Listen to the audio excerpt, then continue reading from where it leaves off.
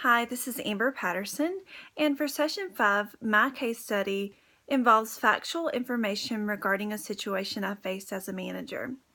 One day, our physician's assistant, who had been working for the practice for 10 years, came to me and said, "I can't do this anymore."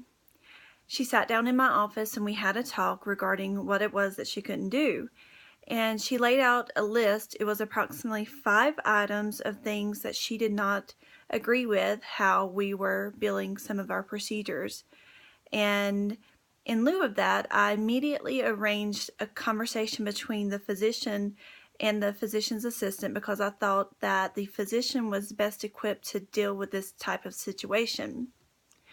So they had a conversation, and then the doctor sent an email out to administration and said these were her concerns and this is how I addressed them.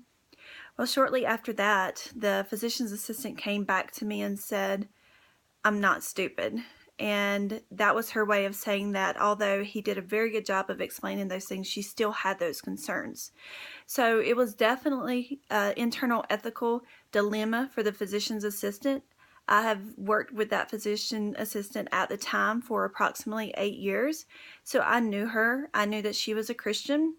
I knew that she had a strong moral compass and she was very willing and able to stand up for what she thought was right. So even after we addressed her concerns, whether they were warranted or unwarranted, her concerns still existed. So shortly after that, we received a notice from her. Reflecting on the case, I do believe that there was applicable and very important ethical decisions she made. But on the other hand, I also know that she had other motivating factors. She had, over the course of her employment, complained about the lack of flexibility within our schedule. She also complained about some other things like pay, and at times she talked about the fact that she had just come out of school, so her scope of practice was limited by ear, nose, and throat. So whenever I look back on this case, I wonder, number one, there was an underlying tone of ethical issues, but also for her, she had other motivators such as flexibility of her schedule. She wanted to expand her scope of practice.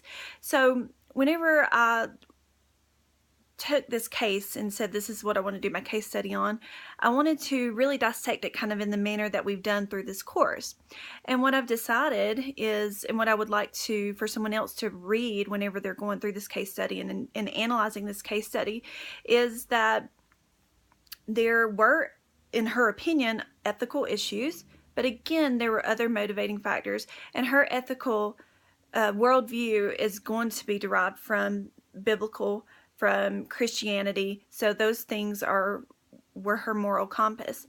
Now, what's interesting is that how this case concludes is that this physician's assistant has thought about coming back to our practice a couple of times. So the reason she has not is because she was under contractual obligation and flexibility.